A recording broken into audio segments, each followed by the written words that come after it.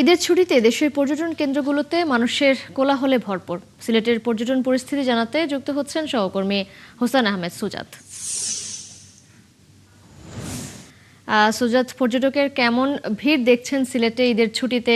পর্যটকদের জন্য কেমন সুবিধা রয়েছে সেখানে এবং তাদের নিরাপত্তায় কতটুকু তৎপর প্রশাসন, জানাবেন।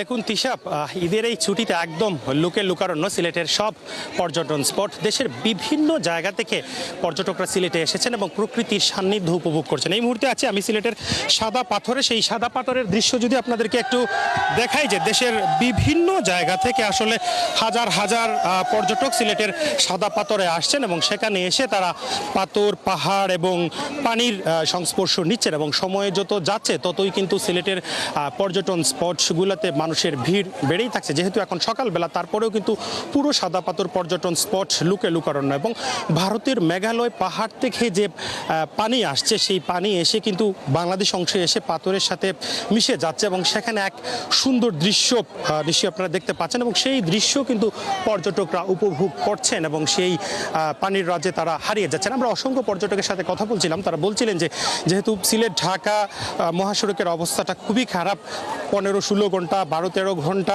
জার্নি করে তারা যখন এখানে এসেছেন, এসেই যখন এই পানির স্পর্শ পাচ্ছেন তখনই কিন্তু তারা সেই ক্লান্তিটা তারা ভুলে যাচ্ছেন। এবং নিরাপত্তার বিষয়ে আপনাকে যদি আমি বলি, আপনারা নিরাপত্তার যেটা জানতে চেয়েছেন, আসলে যেহেতু সাদা পাথর পর্যটন স্পট সীমান্ত এলাকা, সেখানে আসলে বিজিবির নিরাপত্তা রয়েছে এবং বিজিবির যারা সৈনিক রয়েছেন তারা কিন্তু পুরো পর্যটন স্পটে ছড়িয়ে ছিটিয়ে আছেন। বিজিবির পক্ষ থেকে আমরা বিভিন্ন সময় মাইকিং করতে দেখেছি যে তারা বলছেন এখানে যে যারা শিশুদেরকে নিয়ে এসেছেন তারা যাদেরকে শিশুদেরকে নিরাপদে রাখেন এবং বারবার যে একটি ঘোষণা করা হচ্ছে যে যারা সাঁতার জানেন না তারা যাতে দয়া করে কেউ পানিতে না নামেন, কেননা পানির স্রোত অনেক বেশি এবং এই পানিতে নামার পর স্রোতে অনেকেই ভেসে যেতে পারেন এবং অনেকবার কিন্তু অনেকজনের আবার মৃত্যু হয়েছে পানিতে ডুবে। তো এই সাদা পাথর পর্যটন স্পট ছাড়াও সিলেটের অন্যান্য যে সকল পর্যটন স্পট আছে, বিশেষ করে জাফলং, রাতারগুল, লালাখাল, প্রত্যেকটা পর্যটন স্পটগুলিতেই কিন্তু পর্যটকের সংখ্যা বেড়েই চলছে। আমরা একজনের পর্যটকের সাথে একটু কথা বলতে যাচ্ছি।